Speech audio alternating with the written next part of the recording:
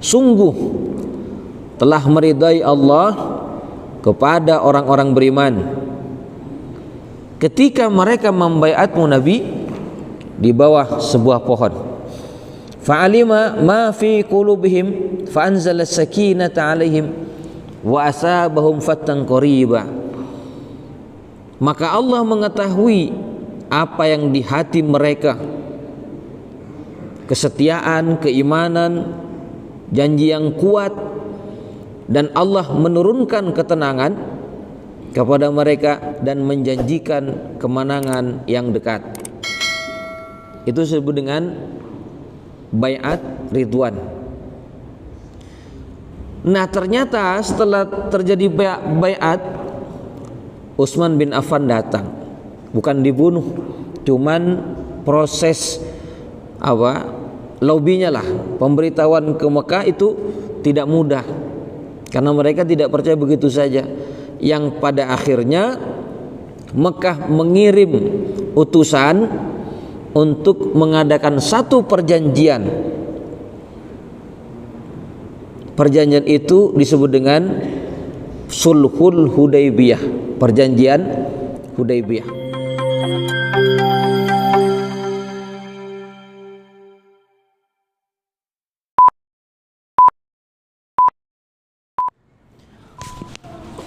Assalamualaikum warahmatullahi wabarakatuh. Masih kurang semangat nih ya. Ulangi. Assalamualaikum warahmatullahi wabarakatuh.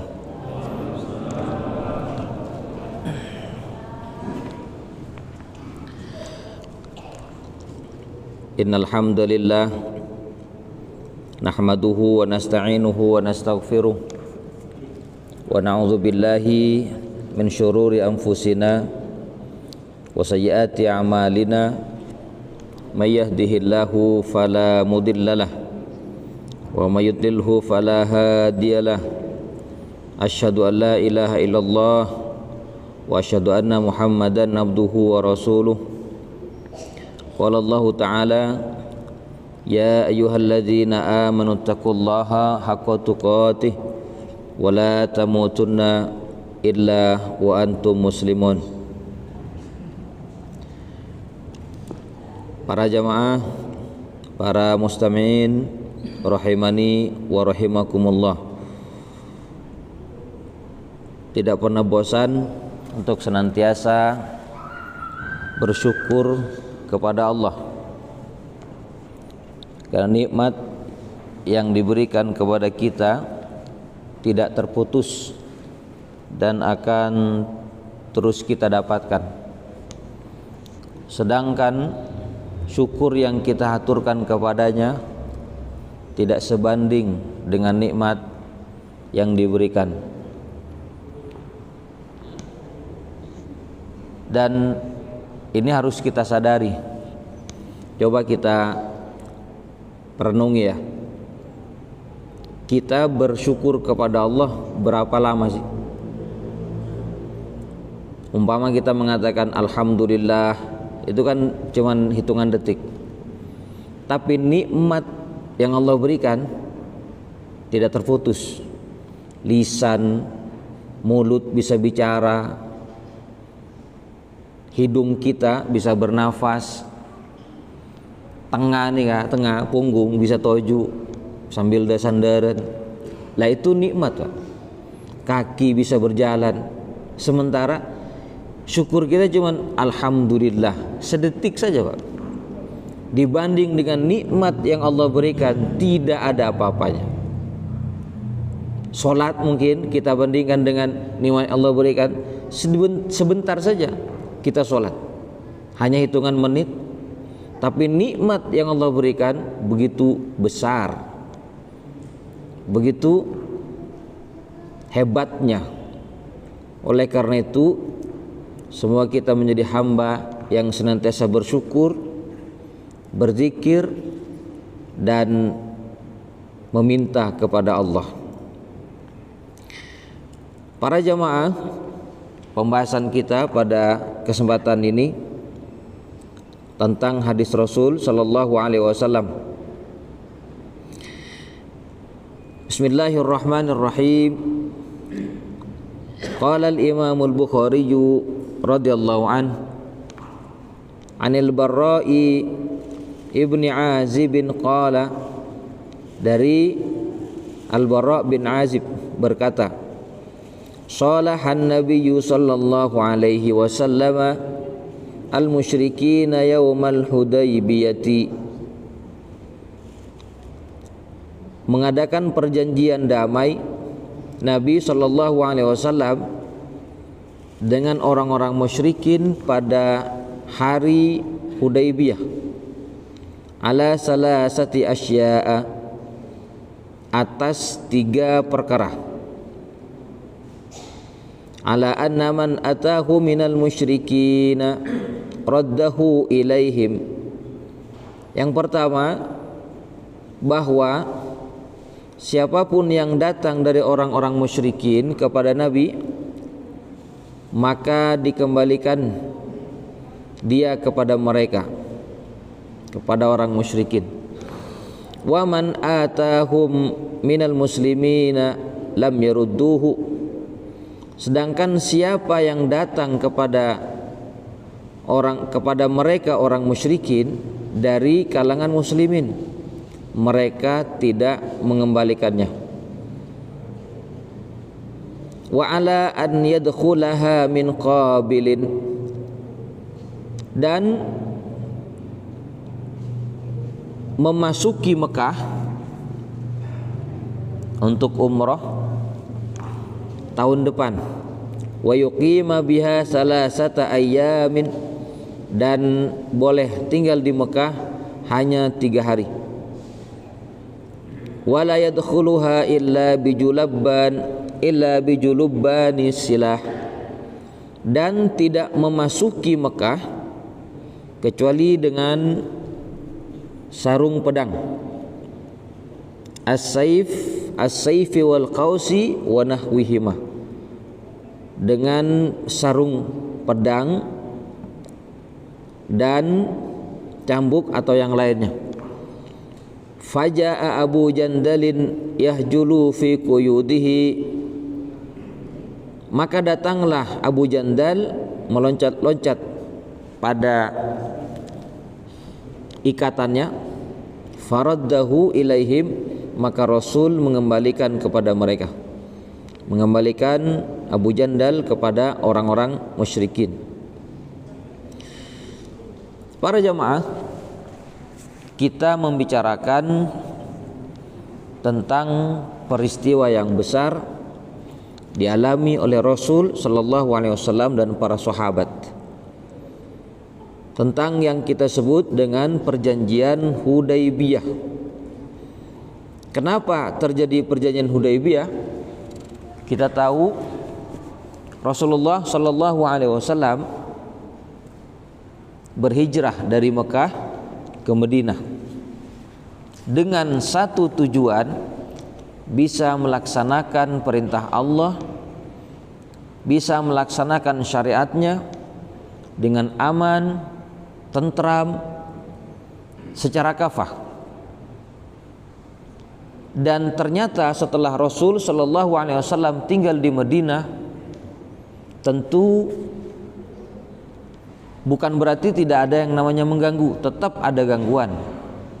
Orang-orang musyrikin mengganggu Rasul dari Mekah sampai pada akhirnya Umar bin Al-Khattab bertanya, "Ya Rasulullah, kenapa kita tidak melawan? Bukankah kita ini di atas kebenaran?" Bukan Rasul tidak mau melawan, bukan Rasul tidak mau membela, tetapi perintah perlawanan belum turun, yang pada akhirnya diizinkan untuk berperang bagi orang-orang yang diperangi. Itu namanya apa? Yang disebut dengan jihad pembelaan diri, atau disebut dengan jihad difa'i, jihad mempertahankan diri. Singkat cerita, terjadilah peperangan dan ini yang menentukan, disebut dengan perang Badar Kubro. Terjadi di bulan Ramadan. Rasul sallallahu alaihi wasallam dengan memiliki 313 tentara, sedangkan orang musyrikin 1000 dengan perlengkapan senjata yang lengkap. Secara jumlah tidak imbang, tapi itulah pertolongan Allah terjadi kepada Rasul. Diceritakan dalam surat Ali Imran tentang perang Badar. Lalu setelah itu terjadi juga perang Uhud yang sebenarnya dimenangkan oleh Rasul sallallahu alaihi wasallam, dan terjadi juga perang Khandaq. 10.000 pasukan orang-orang musyrikin gabungan dari Mekah dan sekitarnya mengepung Madinah. Tapi Rasul sallallahu alaihi wasallam tidak melawan dengan senjata, tapi membentengi dengan membuat parit yang tidak mungkin orang-orang musyrikin bisa menembus Madinah, karena ada parit yang dalam. Kalau memaksa masuk maka akan jatuh ke dalam parit.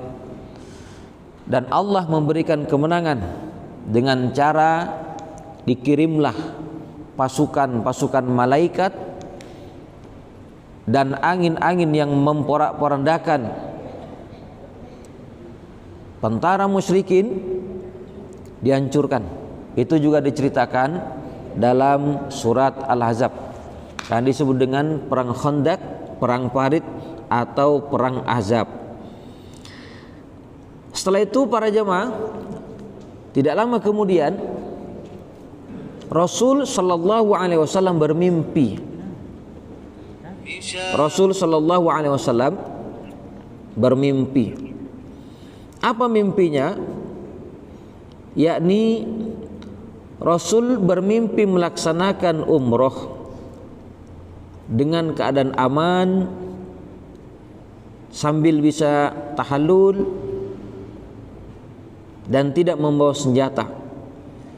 Maka diceritakanlah kepada para sahabat, sehingga mereka semua mengambil sebuah kesimpulan, kita harus melaksanakan ibadah umroh. Dan itu terjadi pada tahun 6 Hijriah. Berangkatlah Rasul dengan para sahabat, tidak membawa pedang, kecuali cuman membawa tidak membawa senjata, cuman membawa pedang saja. Karena memang orang mau haji umrah kan tidak bawa senjata, Pak. Cuman kebiasaan orang Arab, senjatanya cuman pedang biasa, bukan untuk perang, hanya ya berjaga-jagalah kalau waktu itu. Para jamaah sekalian yang sama-sama berbahagia, berangkatlah Rasul dengan para sahabat. Ini para ahli sejarah ada yang mengatakan pasukan Rasul waktu itu 1.400, ada yang mengatakan 1.500. Sampailah di sebuah tempat,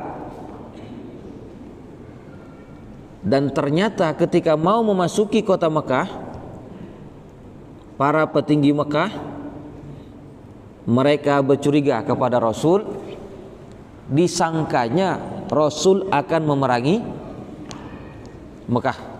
Padahal sudah dijelaskan Rasul tidak membawa senjata untuk berperang. Malah Rasul memerintah sahabat untuk memakai pakaian ihram. Masih saja tidak percaya. Orang musyrikin masih tidak percaya. Yang pada akhirnya dikirimlah utusan, dan terjadilah yang namanya perundingan. Tapi sebelum terjadi yang namanya perundingan, para jamaah, ini juga peristiwa yang menegangkan ini. Ya, sahabat diutus untuk memberitahu ke Mekah bahwa mereka ingin datang umroh, bukan untuk berperang.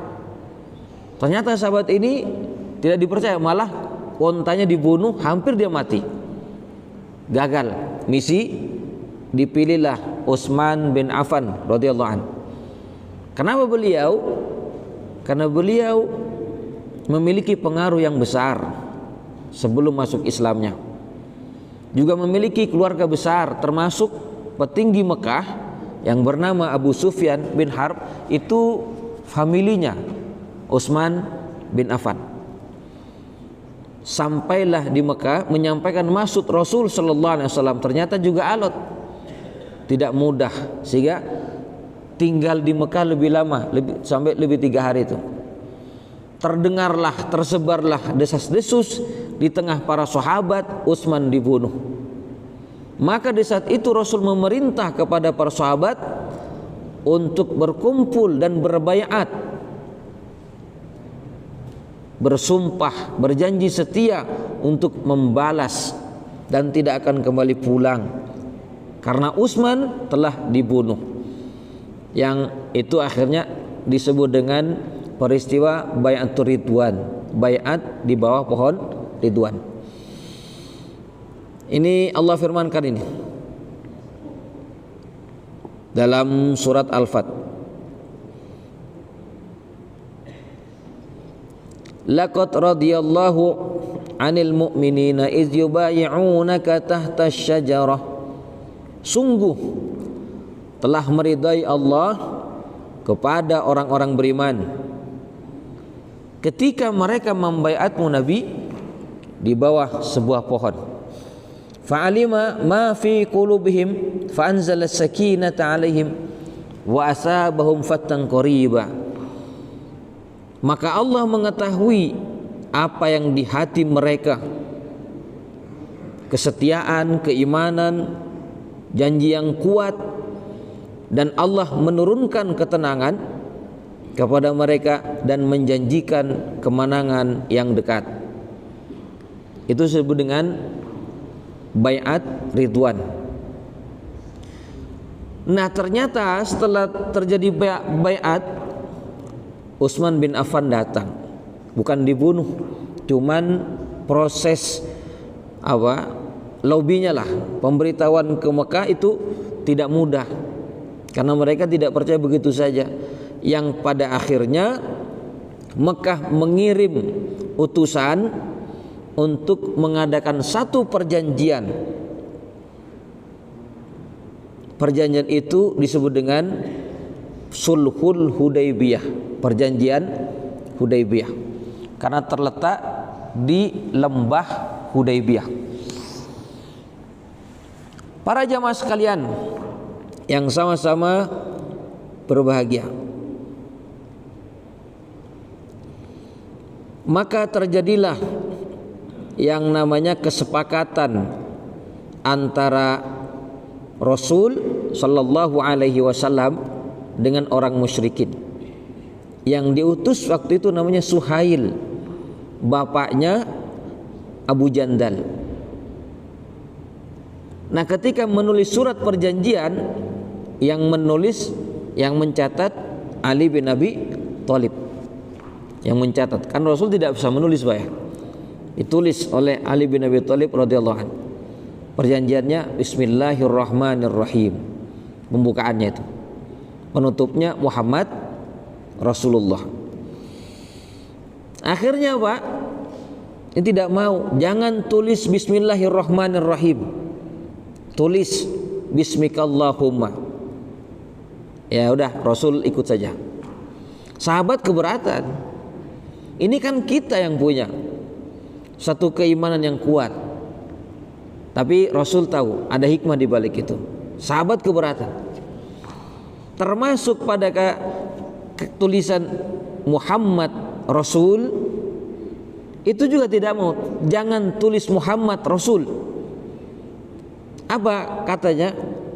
Lau kunta rasulan ma qatalnaka. Seandainya engkau betul seorang rasul, kami terima, enggak mungkin kami perangi kamu. Ganti saja selain Rasul. Apa? Ditulislah Muhammad bin Abdullah. Sahabat keberatan. Ketika disuruh hapus itu Muhammad Rasul, Ali bin Abi Thalib berkata, "Ya Rasulullah, saya tidak bisa menulis, saya tidak bisa menghapus. Ma ana billadzi amha." Saya tidak bisa menghapus ini kalimat Rasul. Hanya Rasul sendiri yang menghapus. Subhanallah ya. Para jemaah, akhirnya terjadilah yang namanya kesepakatan. Termasuk 3 poin kesepakatan itu membuat para sahabat juga keberatan. Karena kalau dilihat secara zahirnya memang betul-betul merugikan kepada umat Islam. Tapi di balik itu Rasul tahu rahasianya. Ada hikmah yang besar. Coba kita lihat apa saja kesepakatannya. Di sini dikatakan yang pertama, ala anna man atahu minal musyrikin raddahu ilaihim, bahwa siapapun yang datang dari kalangan musyrikin dari Mekah datang kepada Nabi ke Madinah, kesepakatannya Nabi memulangkan, mengembalikan kepada mereka. Sedangkan siapa yang dari Madinah, yang hijrah dari Mekah ke Madinah lalu kembali ke Mekah untuk mungkin mendatangi keluarganya atau apa, lam yarudduhu, mereka di Mekah tidak mengembalikan kepada Rasul. Ya, ini kan kelihatan merugikan Rasul kan dan sahabat. Ternyata tidak. Justru di sini ada tamhis, apa istilahnya itu, untuk memfilter siapa sahabat yang dari Mekah yang kuat betul imannya, yang betul-betul karena Allah, maka dia akan tetap memilih bersama Rasul sallallahu alaihi wasallam. Dan siapa yang ingin berislam dari Mekah tentu tidak mudah. Sehingga dari situ sahabat yang bernama Abu Jandal itu anak dari Suhail yang tadi diutus untuk mengadakan musyarakah, kesepakatan tadi.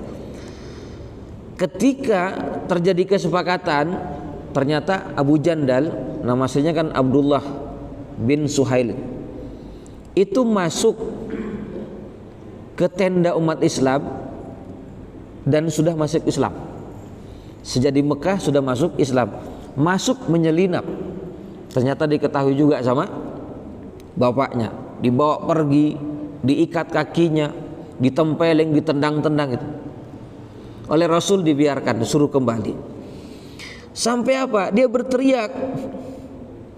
Abu Jandal berteriak, "Ya ma'syarul muslimin, wahai umat Islam, kalian kembalikan aku kepada mereka.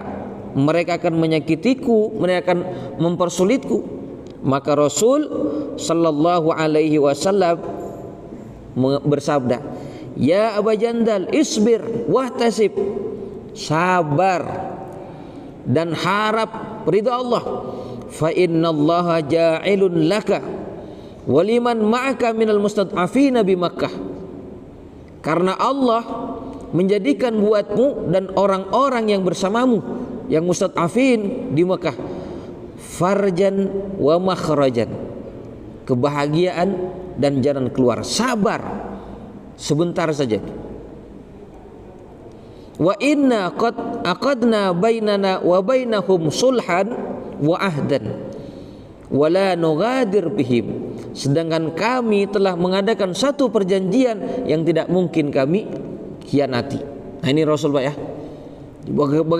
Bagaimanapun karena sudah kesepakatan, Rasul tidak akan membatalkannya. Nah, di sini ada yang namanya penyaringan. Siapa yang kuat imannya betul akan tetap bersama dengan Rasul meskipun jasadnya ada di Mekah, tapi hatinya bersama dengan Rasul sallallahu alaihi wasallam. Hikmahnya apa coba? Di antaranya ini sahabat Abu Jandal, beliau kembali ke Mekah. Kan beliau ketika dari Mekah pergi ke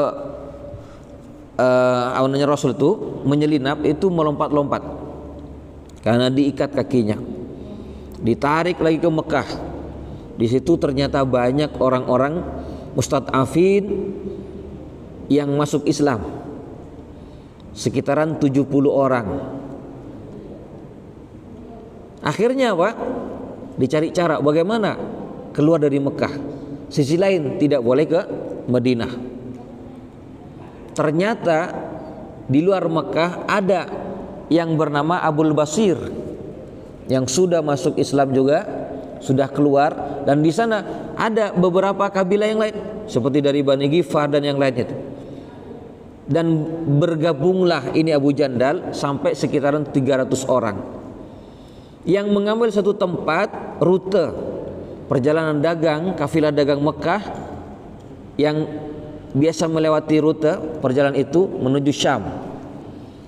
Setiap kali ada kafilah dagang Mekah itu diganggu oleh siapa? Ya ini, ya, kelompoknya Abu Jandal dan Abul Basri. Tentu ini menyulitkan orang-orang Mekah. Semakin hari semakin tidak baik ini. Kenapa? Kafilah dagangnya dicegat, dibunuh. Dan tentu ini tidak termasuk Rasul mengkhianati, karena Rasul tidak ikut terlibat dalam masalah ini. Akhirnya apa? Para petinggi Mekah mengirim surat kepada Rasul Sallallahu Alaihi Wasallam yang isinya agar mengajak orang-orang yang terlibat dalam kelompoknya Abu Jandal dan Abul Basir supaya juga bergabung di Madinah saja. Artinya apa?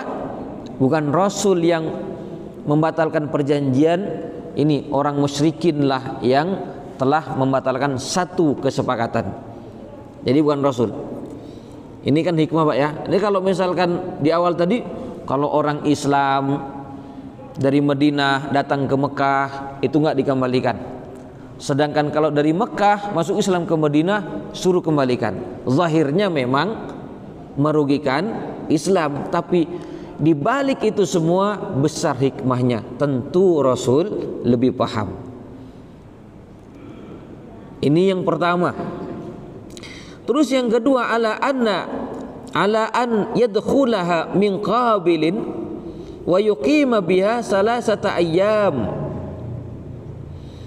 Dan juga kalau mau umroh pada tahun ke-6 dibatalkan saja, suruh balik ke Madinah. Boleh masuk ke Mekah tahun depan, berarti tahun ke-7 Hijriah. Dan tinggal di sana, tinggal di Mekah untuk umroh cukup 3 hari saja. Wala yadkhulaha illa bijulubanis silah. Sekaligus kesepakatan yang ketiga, masuk ke Mekah tidak boleh membawa perlengkapan perang, karena memang tidak akan untuk berperang, tetapi sesuai dengan kebiasaan orang Mekah, orang-orang Arab, bawa pedang, ya, masuk dalam sarung, kemudian tidak digantungkan di pinggang, cuman digantungkan di pelana kuda sebagai tanda sedang tidak berperang.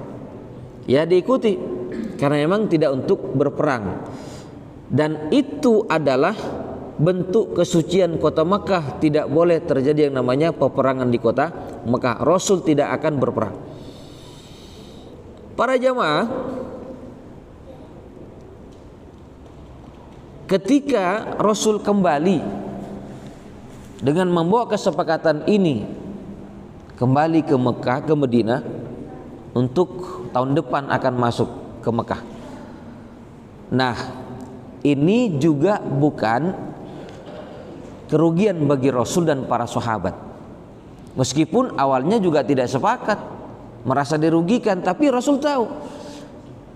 Sehingga kembalinya Rasul ke Madinah dengan ada perjanjian tidak boleh saling mengganggu. Orang-orang Arab tahu itu. Ada peluang besar bagi Rasul untuk menyebarkan risalah Islam. Ditugaslah duta-duta Islam dari para sahabat, dikirim ke Raja Mokokis Mesir Iskandariyah, mengajak masuk ke dalam Islam. Dikirim ke Raja Heraklus atau Romawi, dikirim ke Raja Persia, kalau sekarang Iran, dikirim ke Yaman. Banyak sahabat yang dikirim untuk mendakwakan Islam tanpa ada gangguan. Hikmahnya besar kan? Dan tentu saja Madinah membuka diri. Siapa yang ingin melihat Islam kafah, silahkan masuk ke Madinah. Orang-orang Arab masuk ke Madinah, melihat bagaimana kehidupan Islam yang sebenarnya. Oh, indah. Dakwahnya jelas Pak ya, syiarnya jelas. Cuman pada tahun ke-7 baru Rasul Sallallahu Alaihi Wasallam melaksanakan umroh. Itu juga sesuai dengan yang Allah firmankan, laqad sadaqallahu rasulahu ru'ya bil haqqi, sungguh telah membuktikan Allah kepada Rasulnya mimpi yang benar. Tadi kan tahun ke-6 mimpi ya, melaksanakan umrah. La tadkhulanna al-masjidal haram insyaallah aminin muhalliqina ru'usakum wa muqassirin la takhafun. Sungguh kalian akan memasuki Masjidil Haram insyaallah dengan keadaan aman, sambil memotong rambut dan memendekkannya pun juga tidak akan ada rasa takut. Fa'alima ma lam ta'lamu faja'ala min duni dzalika fathan qariba.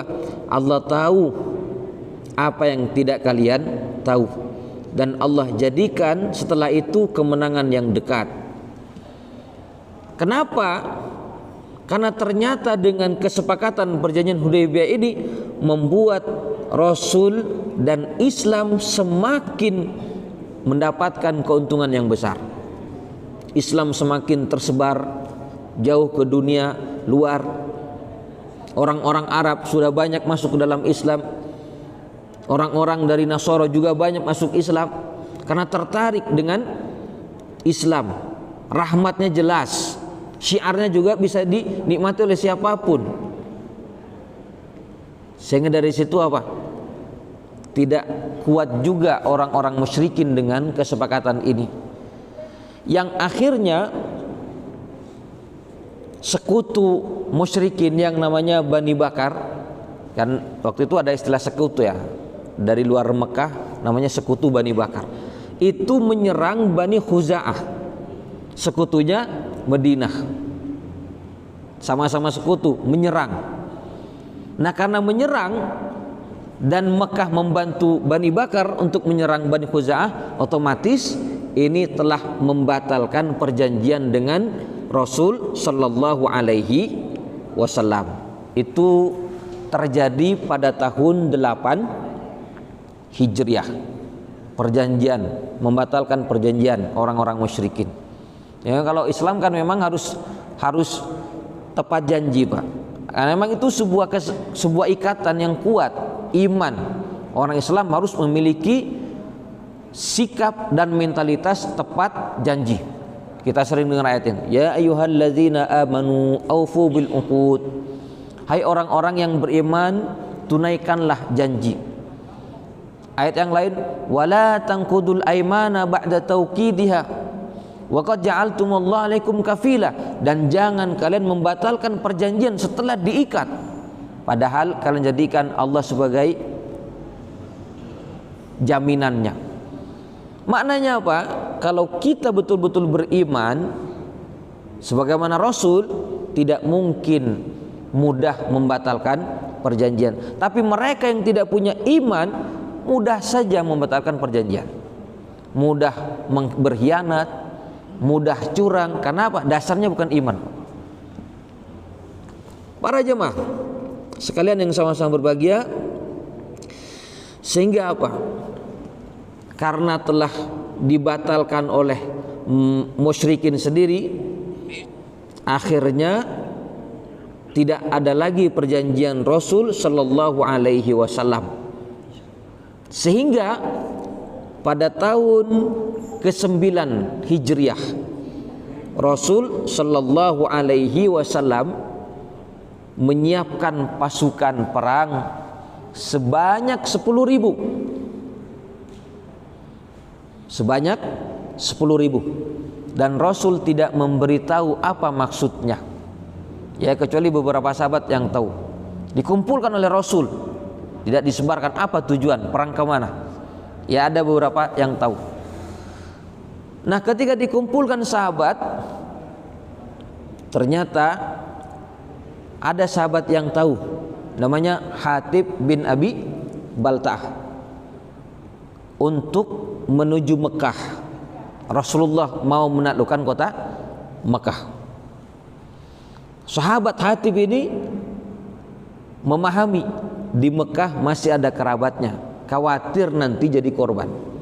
Maka menulis surat. Sahabat Hatib dikirimlah lewat seorang kurir wanita, suruh menuju Mekah. Dan Rasul diberi wahyu oleh Allah, dikasih kabar bahwa ada orang yang akan membocorkan rahasia.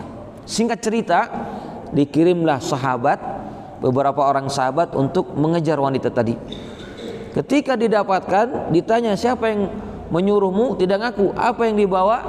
Akhirnya diancam, kalau begitu kami buka pakaianmu. Akhirnya ngaku, ada surat dalam bajunya. Siapa yang menyuruh? Ini sahabat Hatib bin Abi Balta'ah. Lalu kata Umar, ya Rasulullah, biarkan aku penggal kepalanya sahabat. Jangan, kata Rasul. Kenapa? Sahabat Hatib, dia punya kesalahan, tapi dia pernah terjun di perang Badar. Bahwa siapa yang pernah terjun di perang Badar, itu diampuni dosa-dosa yang lalu dan yang akan datang. Fadilah sahabat ahlu Badar. Para jamaah, lalu berangkatlah Rasul menuju Mekah. 10.000 pasukan. Tentu ini menggetarkan. Sebagian besar sahabat, pasukan Rasul dipimpin langsung oleh Rasul masuk dari pintu gerbang Mekah. Sebagian yang lainnya Rasul menyuruh Khalid bin Al-Walid, panglima perang. Kok bisa? Ya, karena ketika perjanjian Hudaybiyah tadi, Khalid bin Al-Walid kan masuk Islam. Ketika Bai'atur Ridwan belum masuk Islam. Proses perjanjian, Khalid bin Al-Walid masuk Islam. Ini juga tanda kemenangan ini.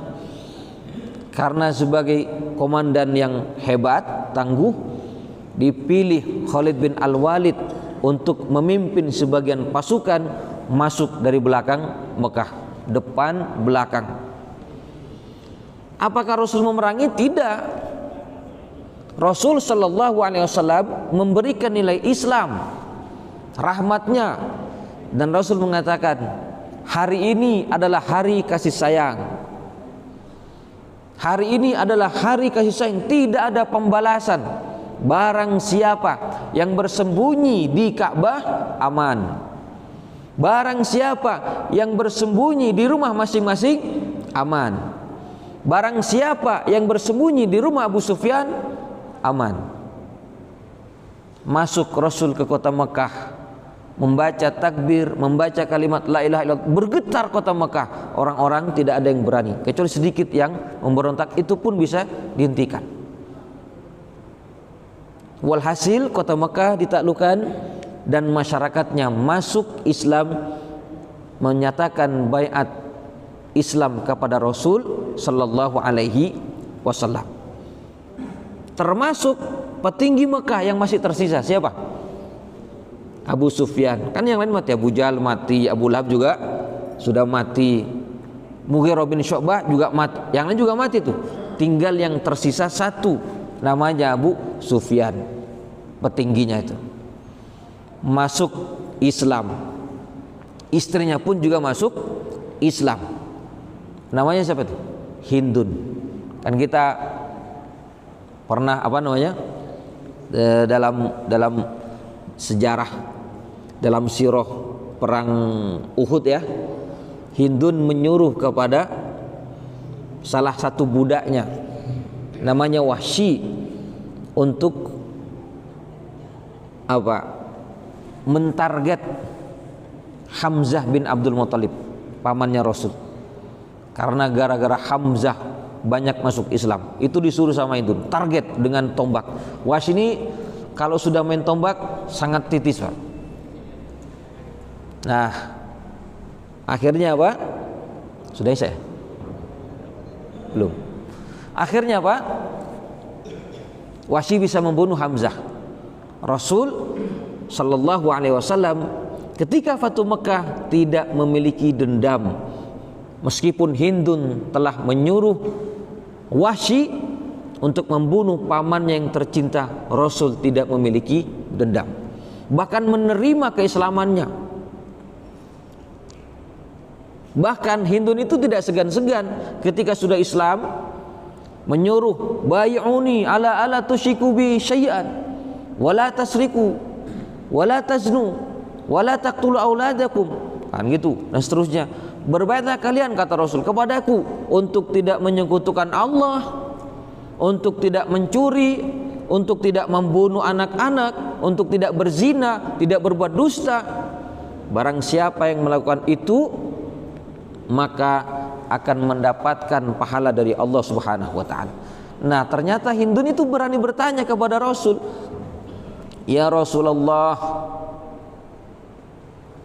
suamiku ini orangnya pelit." Siapa? Abu Sufyan. Pelit. Sedang isya tapi ya. Pasana cukup lagi. Malar manter bisa dipahami, nun suporah manawi banyak salah. Kahubihada. Wassalamualaikum warahmatullahi wabarakatuh.